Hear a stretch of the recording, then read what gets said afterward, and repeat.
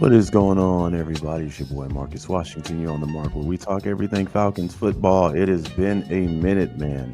It's the first time I think in my uh, Falcons talking career I took the entire offseason off for the most part. I did hop on here like once or twice, but uh, for the most part, I just decided to take everything off. Training camp, all that stuff, man. Um, because I needed it. Because I feel like we're gonna have a great year. Um, and I needed to be re-energized for this season. I don't know, man. Maybe the last one, two, three, four, 5 seasons just drained me, dog. It just drained me. So I said, man, listen, I'm gonna take a whole off season back. I ain't coming back until the preseason. Thus, here we are. Um, so I promise you, this video is gonna be quick. Because to me, there really wasn't a lot to discuss about this game. Um, Preseason is for evaluating talent. Um, and I honestly just wanted to see one thing only, how this defense was going to come out. What type of energy were they going to have?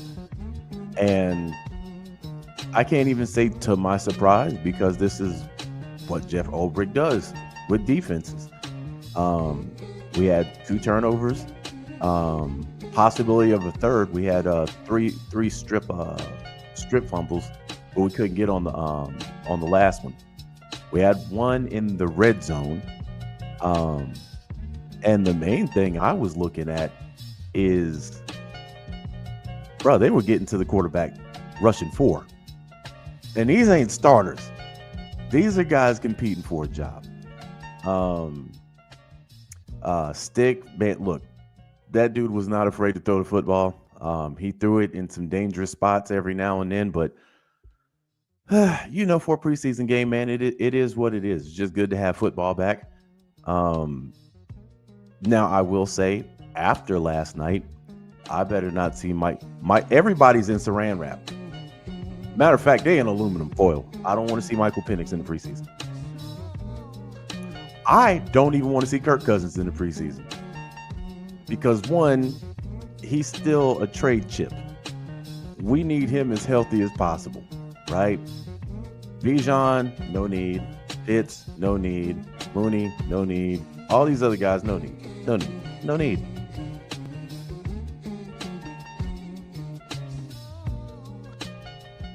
Let the preseason be about guys that are campaigning for a spot on the roster. Because after last night, bruh, I got more to talk about when it comes to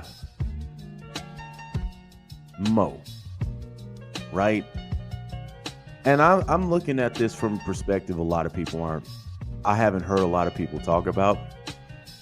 That injury is actually on the NFL. Because the defense literally, they have to watch how they tackle. Guys are going for legs now because it's almost like you can't even tackle straight up without there being a helmet to helmet, without being something. You have to wait for a player to catch the ball and make a turn. If you don't, it's, hit on the defenseless receiver. So these guys are trying to figure out other ways to get these guys down. And when you see a guy just lay there and start twitching, it's like the dude was having a seizure.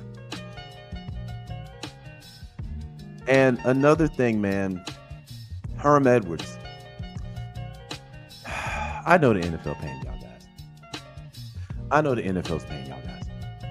But to sit there and say, and this is what chat bias about this whole thing, dog. I tell people all the time, I love football. I absolutely despise the NFL. And last night was another one of those examples. But I saw something that actually surprised me.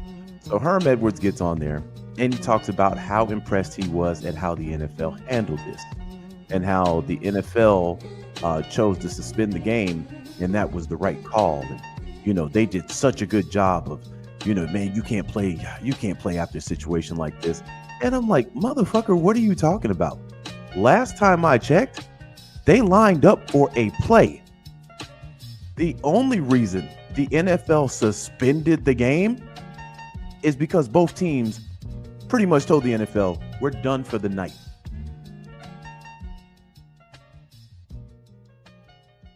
Because if the NFL really cared, there would have never been a lineup to take another snap. This reminds me of Damar Hamlin. They really weren't trying to suspend that game. It was the coaches that pretty much said, yeah, we ain't playing. We ain't playing, man. We good. Now, could I understand the NFL's dilemma in that situation? Kind of. That game had playoff implications, all kinds of stuff. I get that. They weren't going to suspend that game if the coaches decided they weren't going to play anymore. This one, dude, when he's still laying on the ground, the NFL should have been up there and like, hey, listen, the game is over. This game don't count. It's over. No, they waited until those players lined up, took the snap, and ran the clock down. But the NFL cares about player safety.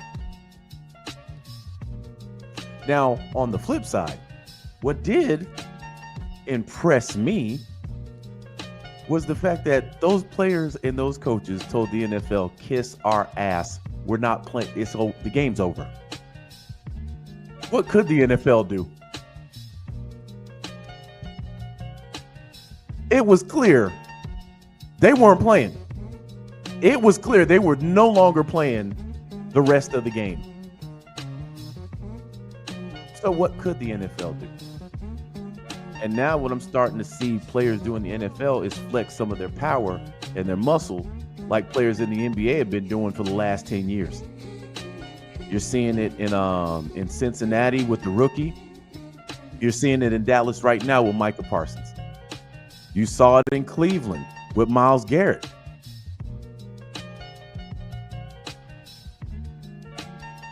The NFL makes an estimated $9 billion a year from football. That's 18 regular season games and the playoffs, which is essentially 4 games. They by far make more than the NBA does. But last night, it was put on display in a preseason game how little the NFL really cares about the players. They care about the product. So shame on Herm Edwards for making that take. They only suspended the game because the coaches and the players decided they were no longer playing. The NFL didn't jump in front of them and say, hey, listen, man, we're going to go ahead and pull the plug. Because if that were the case, they wouldn't have lined up to take another snap. And listening to and man, there's so when this situation happened, credit to the Falcons medical staff, because the first people out there on the field were from our side. That's not saying anything about Detroit, but they got over there post haste to see what was going on with this kid. Now, my personal belief, I could be wrong, I think it was Raheem Morris who pretty much said we're not playing anymore. Because listening to Dan Campbell, when asked about Raheem Morris, he was just like, Raheem Morris is a class act. He said that I think like 2 or 3 times. So that's just my assumption, that Raheem Morris was the one that said, hey, we're good. Because the game don't matter. Anybody that gets frustrated about preseason games, honestly, when it comes to wins and losses, stop. To me, there's no such thing as wins and losses in preseason. they don't count. The only wins and losses, the win is getting out of the preseason without anybody getting hurt. The loss is somebody gets hurt during the preseason. I can care less about that score. Anybody taking preseason seriously, dude, the Patriots beat the Washington Commanders. The Patriots put up like 48 points, like 48-10. I don't think anybody in Washington is stressing that. When you got all your starters sitting on the bench, you're just to me, I'm evaluating coaching. And players that look like they stand out. Drummond stood out. You know, there were a couple players that stood out. But I'm just looking at coaching. Do you got these guys flying across the field? How are they dealing with the play calling? And I like what I saw. I'm looking at this defense and I'm like, you got, I think Ebby Katie was out there, something like that. I know I call him Roku. Roku was out there for a few snaps. Who else was out there? Alford was out there. So there were a couple names that we knew. But as a unit, that's all I was looking at. Dude, I kid you not. I paid zero attention to the offense. None. Because more than likely, everybody that played offense last night ain't going to be starting.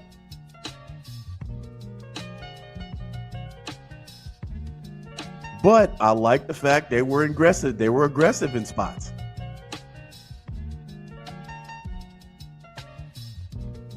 Let me get what's up to everybody in the comments. A1 Hot Sauce says, does the NFL have a rule about, God forbid, if this was worse in the Super Bowl, what would happen? How would they handle it?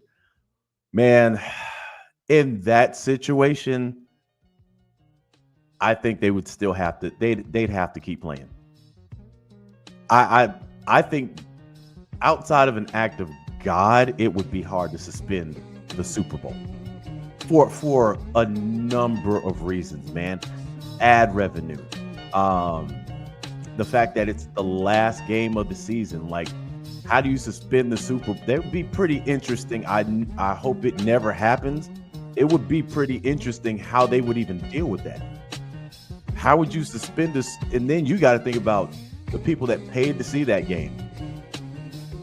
You know, getting tickets to the Super Bowl ain't cheap. They're not cheap at all.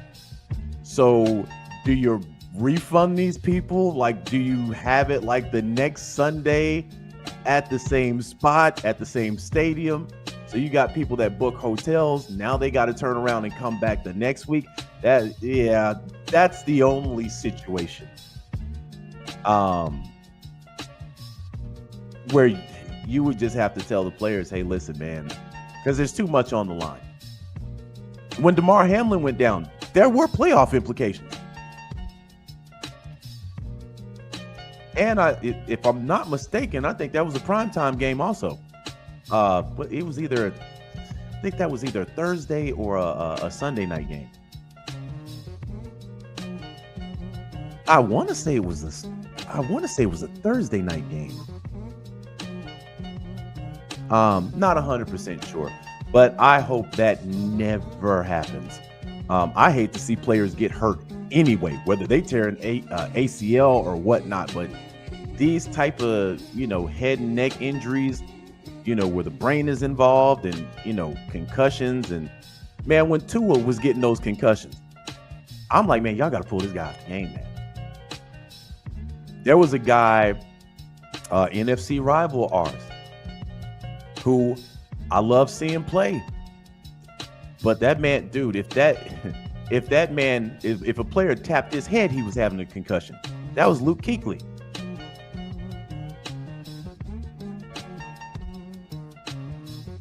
But in a situation like this, where there's nothing at stake, literally nothing, yeah, we pull in the plug. But the NFL to come out like, oh, yeah, we got word that the NFL, they're suspending this game. Like, they had a choice. The players and the coaches decided they're not playing. What are you going to do? That is a act of power. That's soft power that those players and coaches showed last night. If we don't play, you don't have a product. You don't. Notice how what's going on in Dallas. Notice how all the players are on Micah's side. Micah talking about he don't even want to be a Dallas Cowboy. And they've been vocal in their support for Micah Parsons. But you still got Jerry Jones out there playing games.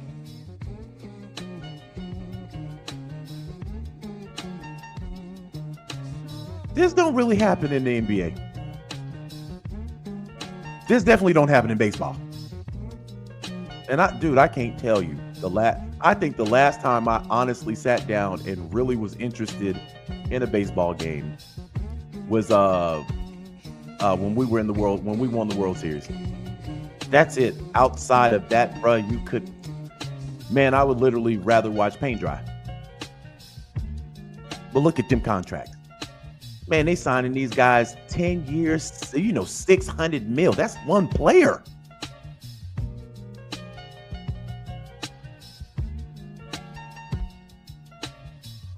And I'm sure there have been, some people that want Micah to come here, man. We got a shot. Listen, it's a business move, and it's a pretty genius one. Dallas gonna end up overpaying for Micah, as they should, because they kept playing games with this boy. But this is a prime example of what's at stake and why these football players want a lot of their money guaranteed. And this guy I think he was trying to make the squad.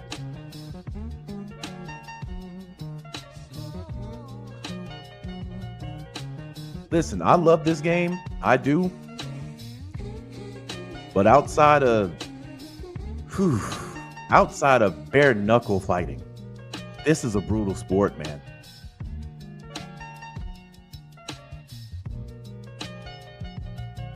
It is brutal. But shout out to Raheem Morris, man. I think Raheem Morris was the one that decided we good. We saw what we need to see anyway.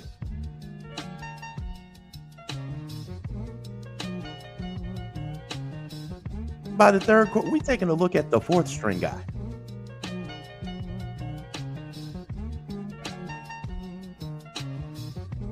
All I wanted was to sit in peace, see my team in black unis, and see what the energy was like. That's it. That's all I wanted to see. And I like the energy. I like the defense. And I'm excited. Because I'm like, bruh, once they get them dogs in there, man, they getting after guys with a 4-man front. People was trying to give Jimmy Lake a pass last year. A four-man front. They was getting after the quarterback. And I kept telling people, Jimmy Lake's scheme is trash. No, man, it's sometimes it be the players. No, it's the scheme. Dogs gotta hunt.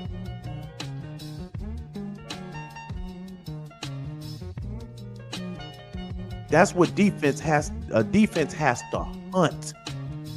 Now, when they went for that what was that 60-yarder? I don't know what the hell. I think we were in the cover 4.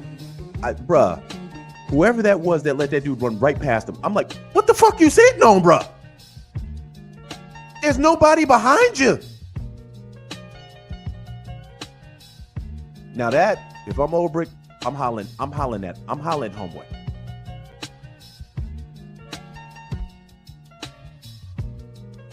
But it's like, bruh, you sit on somebody to pass them off to somebody else. I'll be honest. I don't even think that. I think that dude actually thought there was somebody behind him. The way he just sat on it. Now, those are things you can get tightened up in the preseason. But for the most part, I'm looking at energy. I'm looking at what these coaches have been working on with these players all training camp.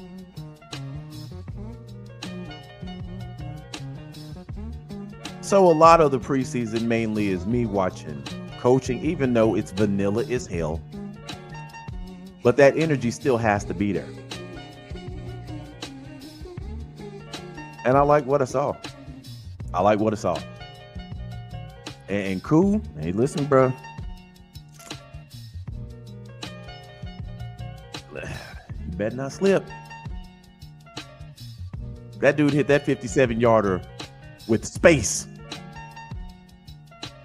And I sat there and I saw that, and I'm like, man, that's what Cool used to be able to do. But this is what I mean by putting competition behind guys anyway. When you don't have any competition behind you, you kind of get lax. Yeah, so what? I missed a 37-yarder. So what? That's when you ain't got no competition behind you. When you got some competition behind you, I can't miss shit.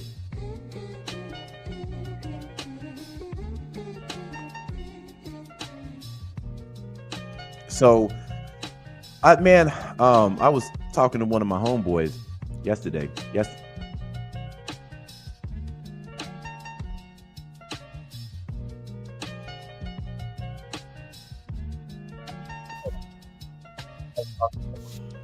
Yesterday, he was like, man, what do you think y'all gonna do this year?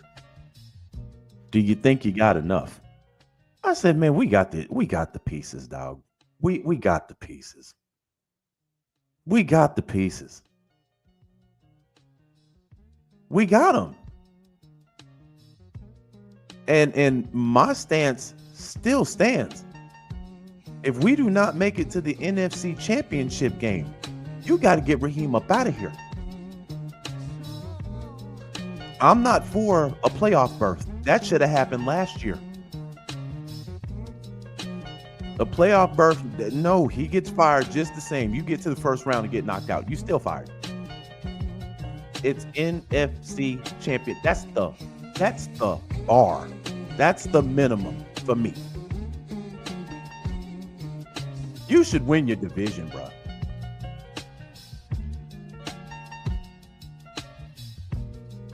You look at who won the division last year, Tampa. We beat them twice. Carolina's still building. New Orleans is New Orleans.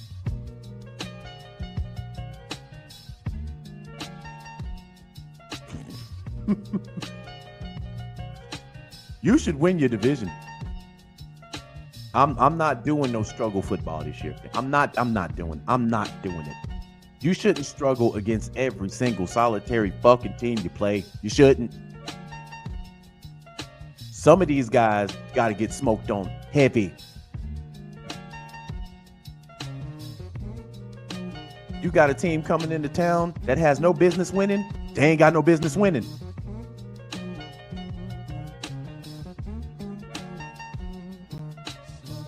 You get a team that comes in here on a 2 or 3 game losing streak. It better be 4 when they leave. Some of these teams we ain't got no business losing to. And we shouldn't be in a dogfight with every team that we play. If you go back and look at the last couple of years, fam, honestly, there's that I can recall off the top of my head, there's like 1 or 2 teams we beat comfortably. It didn't matter who we play. It's a fucking dogfight, man. And we're better than a lot of these teams. I'm tired of seeing that, bro. I'm tired of seeing that. We need to walk the dog on some of these teams. These fourth quarter heart attacks need to go away. The sign of a great team is beating up a bad one. Badly.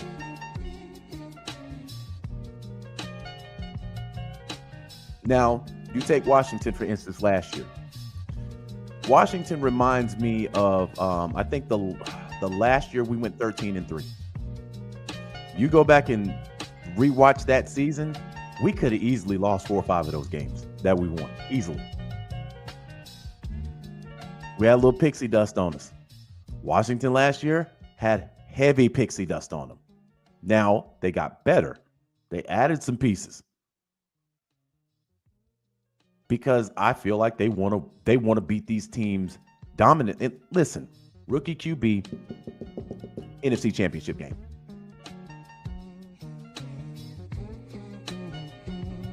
And I think we're better than Washington.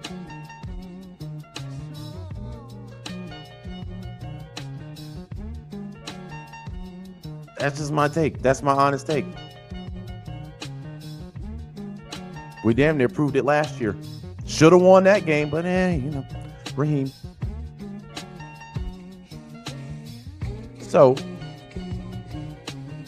hold on for a second. So the next preseason game, again, I don't get too up and too down on these games. They're preseason. I don't want to see none of our starters out there. None of them. None of them. None of them. We already know what Penix is.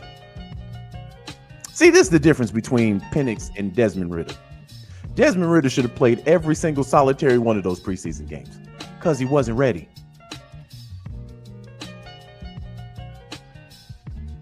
But they gave him the keys to the car. And I don't even know who the hell Desmond Ridder's playing for. Man, matter of fact, let me Google this real quick. I've gotten to a point now, I feel bad for Desmond Ridder. Let me see who he's playing for now. So he's playing for, he's playing for the Bengals now. That's 1, 2, that's like his 4th team?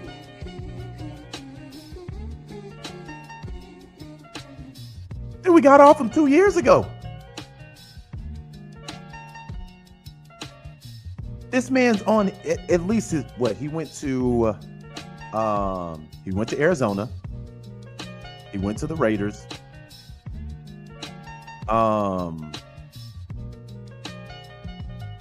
There's another team in there.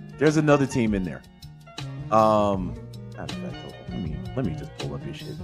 All right. So Arizona, Vegas, and okay, so it's 3.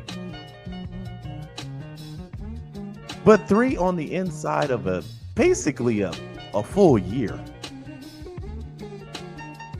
The difference is he needed the reps. Penix was coming out of college as the most NFL ready quarterback. And then he got 4 games of work last year, which he looked way better than Desmond Ridder ever did.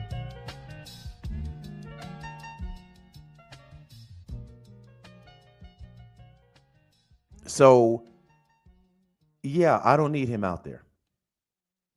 And then again, to Desmond Ridder's dismay, he didn't have anybody to really learn behind that did anything worth a damn. Mariota? What Mariota did? Mariota's like on his 6th team now. And then when Mariota promptly got pushed out, what's the first thing that he did? Left the QB for dead.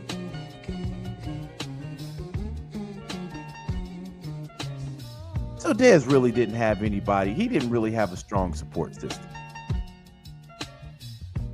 Penix was behind Kirk Cousins. Well, you say what you want to about the playoffs. The man was a regular season beast. He knew how to play the game. So he sat back, was able to learn the playbook, was able to learn behind Kirk Cousins. So yeah, I don't want to see neither one of them in preseason. If I was petty, I'd put Kirk Cousins out there, but man, I need him completely healthy, and I need his jersey clean. because there's going to be one Sunday, one of these QBs get hurt, and they're going to come calling us, and I'm going to fleece them for everything they got.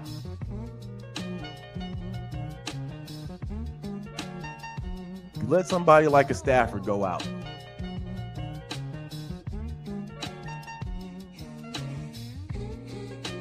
Hey, yeah, I know you saw what happened. No, I know you saw what happened Monday night. Yeah, he went down. They're saying it's an Achilles. He's going to be out for the year. So, we're looking at Kurt. We're looking at doing a trade. I'm fleecing yo, and I'm going to tell you, I'm about to fleece you.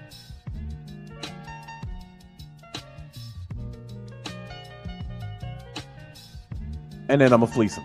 And then Kurt going to get the hell up out of here. But also, on the flip side, God forbid something happened to Michael Penix. Well, okay. Last time we heard, Kirk Cousins told us he was fully healthy. That's fantastic. Get on the bench. So if you're absolutely healthy, see, we're in a good position right now. This is why I can't take no bullshit this year. I know we're in a great position. So if the only thing Raheem Morris can do as a coach is a fucking playoff berth, barely, he got to get up out of here.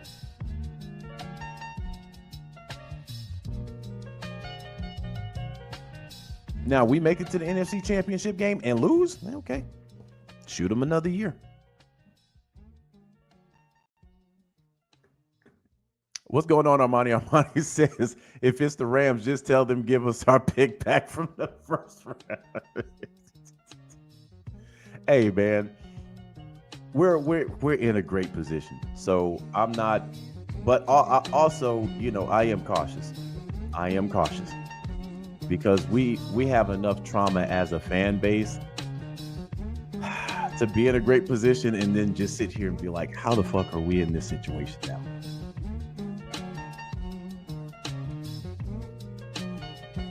William says, DeMarco Hellams is our starting strong safety. He's knocking heads off. Man, listen, y'all know my saying. I like my defensive players one shot from a felony. I don't like corporate businessmen on my defense. I like them a bit reckless. Because you have to be a dog to be on defense. A lot of prima donnas are on offense, mainly at the wide receiver spot.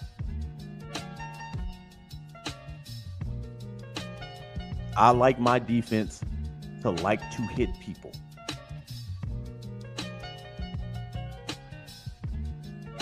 You know, so again, man, nothing really to take away from me in this game other than the fact that the defense was flying everywhere. We got to the quarterback, we got to the backfield multiple times with four-man fronts. And we've been begging for that. We've been begging for that. I'm not really worried about the offense. The tight end position, I got to see more work, man. Because we've had, over the years, we've had some great tight ends. You know, when Hoop was here, he was doing his thing. And then, of course, Tony Gonzalez. Who was the other? God, who was the guy that came after Hoop? Hold on for a second. There was another tight end that we had too. Y'all can tell I'm rusty. Let me look this up. Y'all know I'm rusty. Then listen, man. Appreciate it, Scooter. Hayden Hurst. We've had some good tight ends. I have to say this. I don't think this is even conspiracy theory at this point.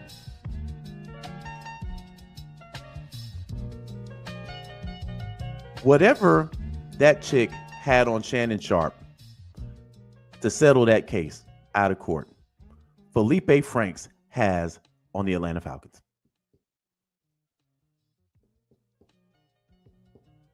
I don't, bruh. I don't know what it is they love about Felipe Franks. They done tried this man everywhere.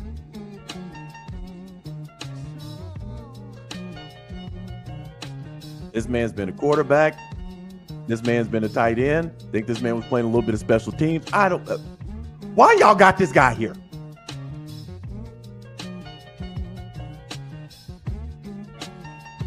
And again, nothing personal, but I'm starting to think, why is Felipe Franks even here? Y'all brought him back.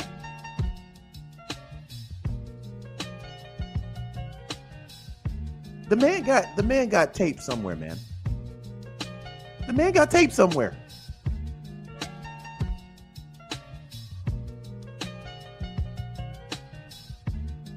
And I'm at a point now that, man, bro, listen. I think I can watch a whole game that we play and not even acknowledge Felipe Franks, and he'll be in there for a couple snaps.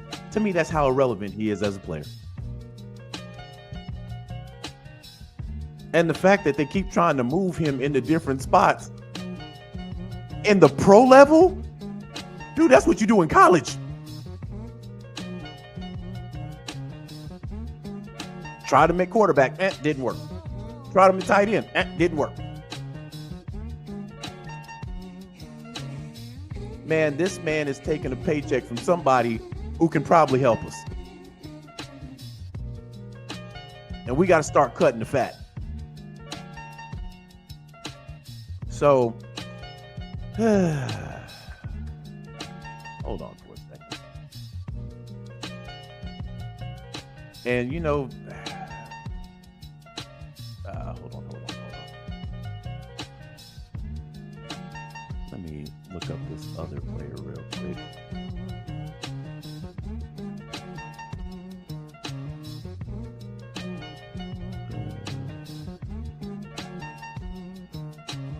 I'm trying to remember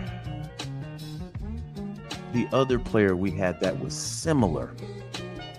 And I can't even say Sean Weatherspoon, because Sean Weatherspoon's problem was he couldn't stay healthy.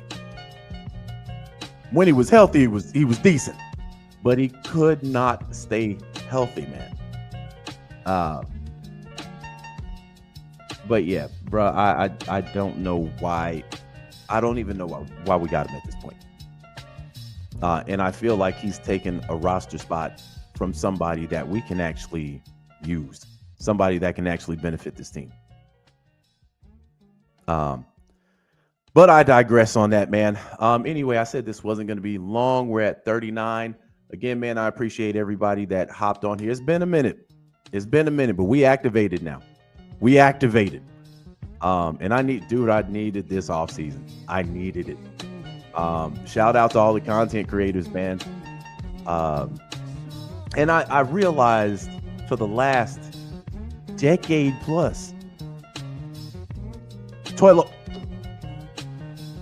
country hit it right on the head. Couldn't come up with his name to save my life. I don't want to see Felipe in the regular season. But the boy clearly got tape on somebody in this organization. And I feel I feel like if we cut him, somebody gonna get exposed.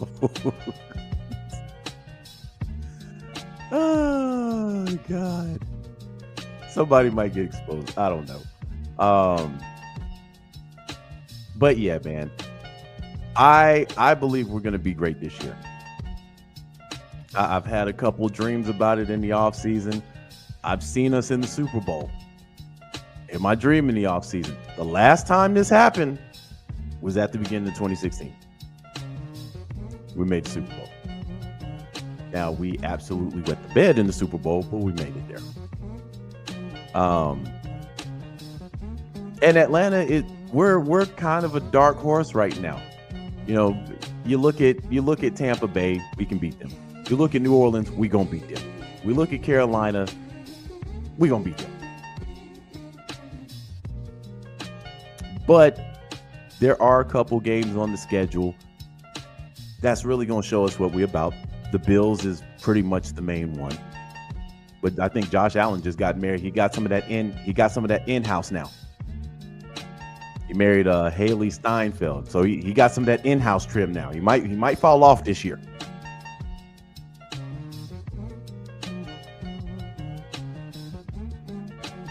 But listen, when we start humming, I don't want to hear media talking about it. I don't even want to hear Chad and Shannon talking about us on Nightcap. Matter of fact, I really don't want to hear Shannon talk at all anymore. And I'm going to go off on a rant here, and this is completely not Falcon football related, but how Shannon got on his high horse for years, talking to Chad about women and dating. This is the only man that I've known. This should be a case study right next to Tiger Woods. This should be studied in economics in college. Because Tiger was never the same guy once he let 500 million go. Never was the same guy. Shannon has now officially been fired from every network he worked for. So usually when that happens, you're the problem. But I don't, bruh. This man had to pay $23 million. He lost roughly about $50 million at ESPN. Then he lost another $100 million deal that was supposed to go down, but because of this, it never happened. So in essence, almost $200 million slid through this guy's hands. And the bad part is, people warned him about this. And see, Shannon got so high. Shannon thought he was different from everybody else. I can prove this to you. When he settled and ESPN fired him, and he came out and pretty much talked about it. Well, I guess everybody's already heard the news. I was let go of ESPN. I've known about the news now for a couple days, and I just asked them, guys, can we wait until Monday? My brother's going into the Hall of Fame, and I don't want to make this weekend about me. See, that right there, he thought he was bigger. When he said that right there, Shannon Sharpe thought he was bigger than anybody else. Can you guys just wait till Monday? No.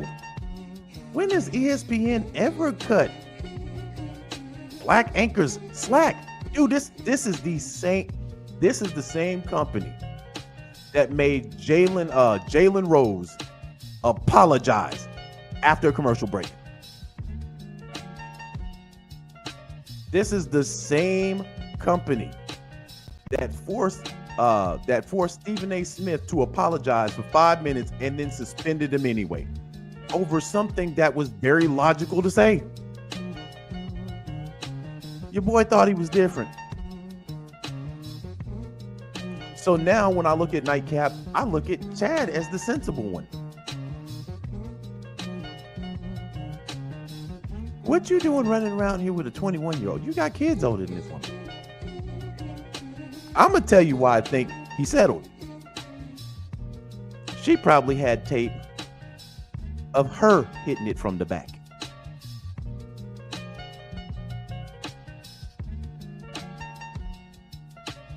And that ain't, if that get out, it's over with.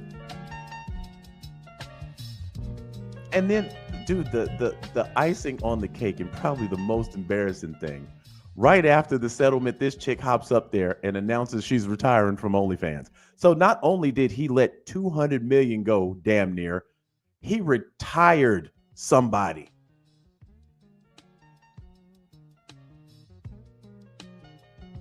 So no, I don't want to hear anything Shannon Sharp got to say. When we start humming, hey man, keep your opinions about my team to yourself.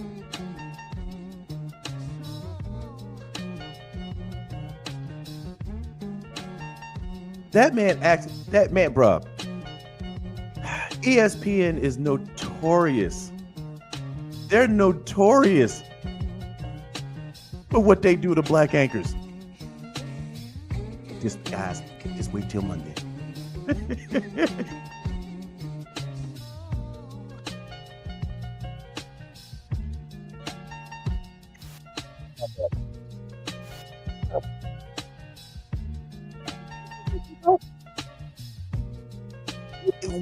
We will fire you and announce it the second we fire you. You ain't bigger than us. Yeah, you got your little club, Shay. You got your nightcap. You doing big numbers. We're an industry. They got, dude, their biggest pull on ESPN they have on a leash. That's Stephen A. Smith. Stephen, he knows he can't get too out of line. And then Stephen A. Smith was caught getting information live on what he couldn't talk about.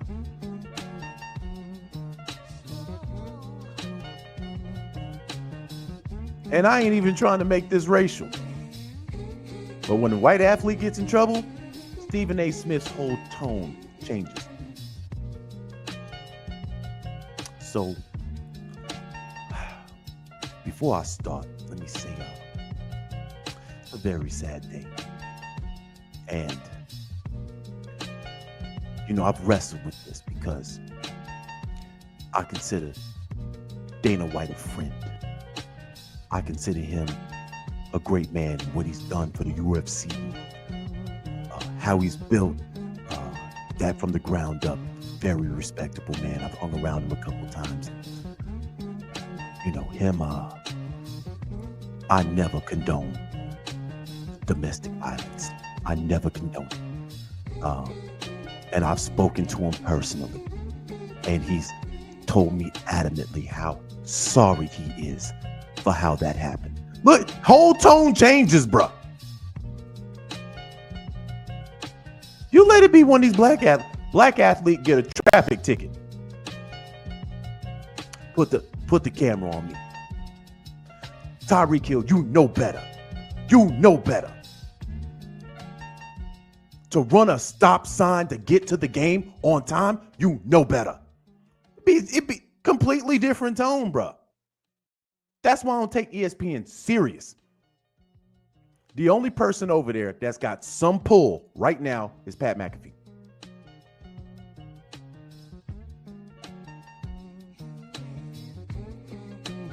But they got Stephen A. They got him on a leash.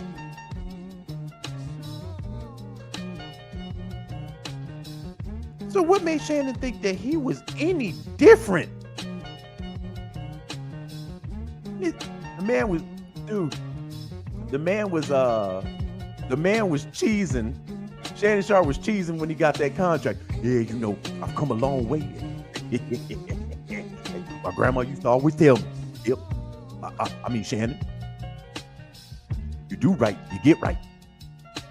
But his grandma never told him, don't mess with these young girls. And I know if he had a black grandma, a country black grandma, I know she told him, I know they didn't have this conversation. But he a goofy. Notice his brother left the game and just was on chill mode the entire time.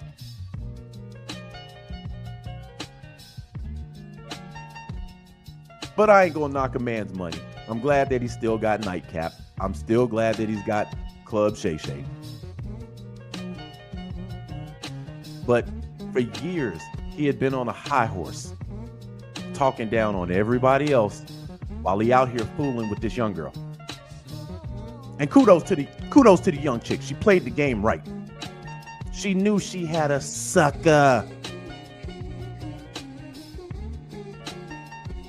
She knew it. And played that man like cheap sheet music.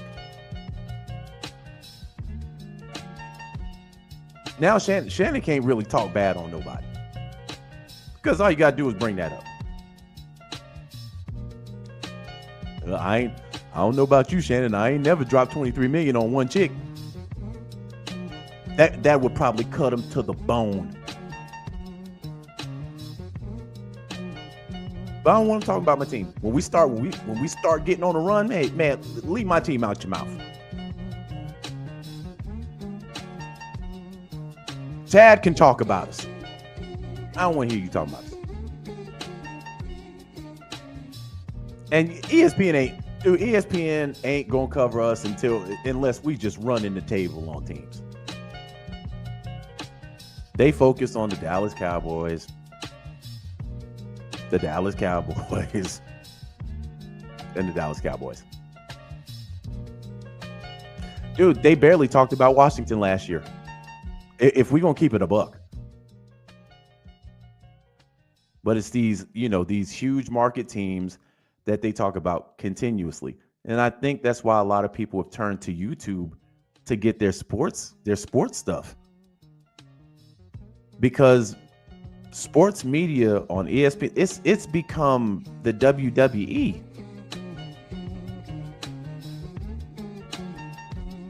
That's why Pat McAfee came over there and started slapping everybody around. They talk about a lot of other things.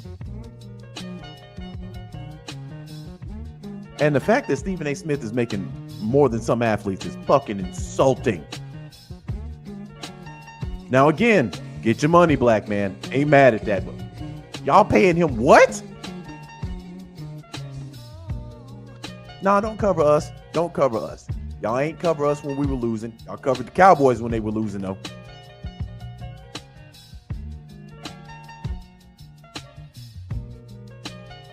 What's going on in Dallas?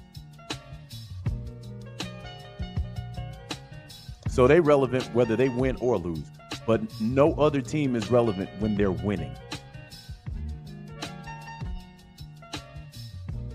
So again, that's why a lot of people have now reverted to YouTube and mainly the spaces that specifically talk about their team. Like, the niches around, the channels around the Falcons. Because we know what we're talking about. Now, mind you, one thing that does chat me a little, and it's irritating, is when a sports channel will make a video on the Atlanta Falcons and it'll get like 32,000 views, and a lot of the stuff in there is absolute bullshit. You can tell clearly they know nothing about our team. And sometimes I got to jump in the comment section and correct these motherfuckers. But they sit on 15K views. And I'm like, how come these views aren't for the channels that are absolutely dedicated to them?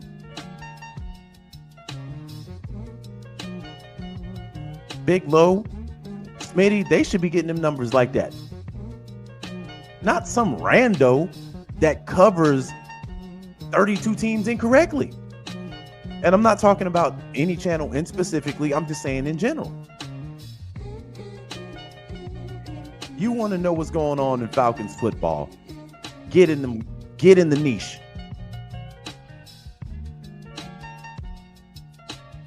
Man, some of these channels go into detail about just this team.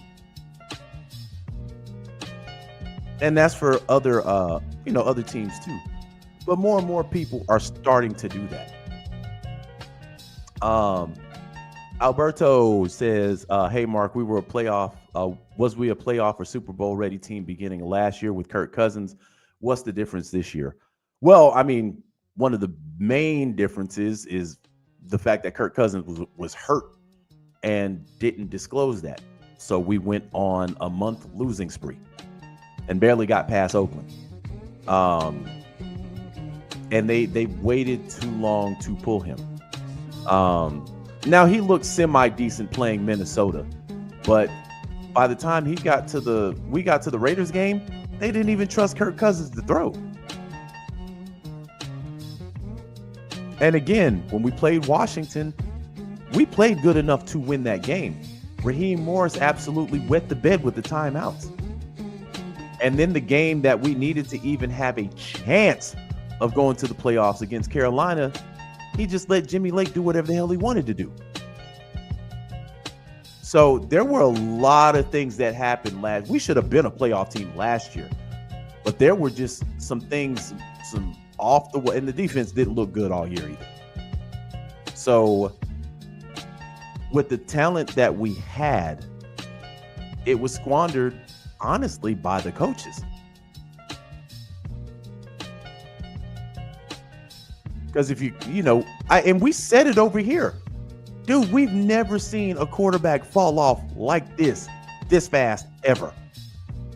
So either we saw something for the first time ever, or Kirk Cousins got to be hurt. And remember, Kirk Cousins caught a lot of flack behind that because he was asked if he was hurt. And then after the season's over with, this motherfucker gets on another channel because he wants to leave Atlanta talking about he was hurt after the Saints game. That was news to us. D-Leg got into him.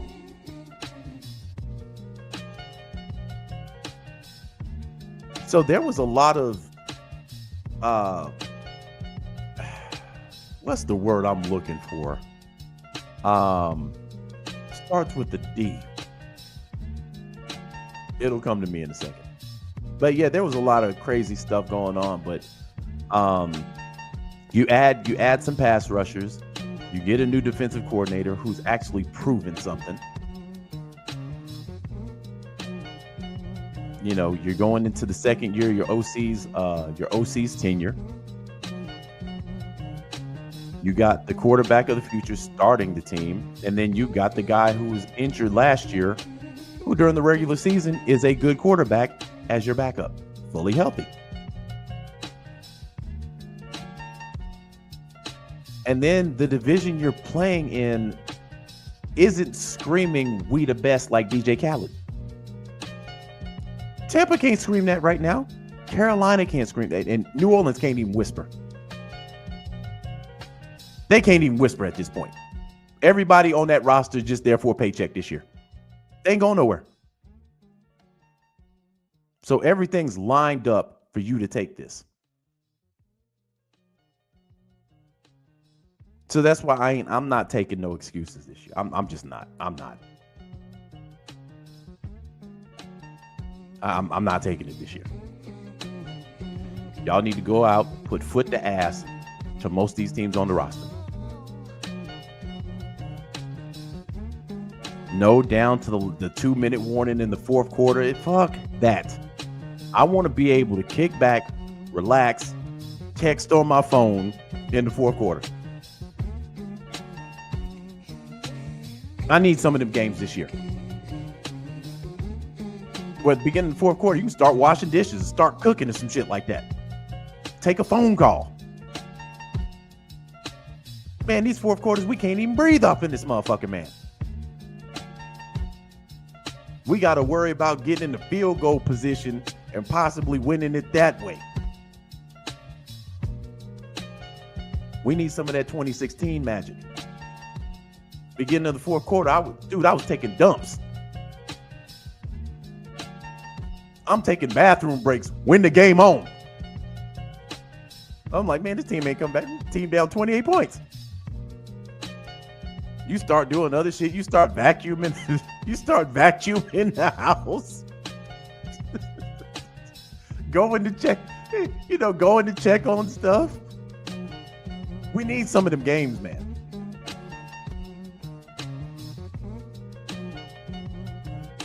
And I believe this year we're going to get them. I firmly believe this year we're going to get a lot of those games where by the fourth quarter we're on chill mode. The team has the pieces this year to do it. They got the pieces this year. Barring the injury bug hitting us everywhere, should be no excuse. But anyway, fam, I'm done because we're now officially at an hour. I will holler at you guys next week. We'll start revamping. And then by the regular season, we are full go, man. Your boy will be on here like a 9 to 5. But shout out to everybody that rock with me. There's 37 people in here, man. I appreciate every single one of y'all in the chat. Every single one of you guys that catches this after the stream is over. Hey, man, I appreciate it. Shout out to all the content creators that continuously do their thing. Hey, man, nothing but love for you guys. And I will holla at you guys either next Friday night or Saturday. With that being said and done, I'm out, fam. Peace.